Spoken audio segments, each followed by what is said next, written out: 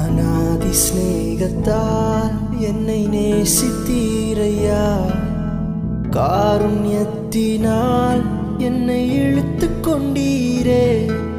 அநாதி ஸ்நேகத்தால் என்னை நேசித்தீரையா, உம் காருண்யத்தினால் என்னை இழுத்து கொண்டீரே. உங்க அன்பு பெரியது, உங்க இரக்கம் பெரியது, உங்க கிருபை பெரியது, உங்க தயவு பெரியது.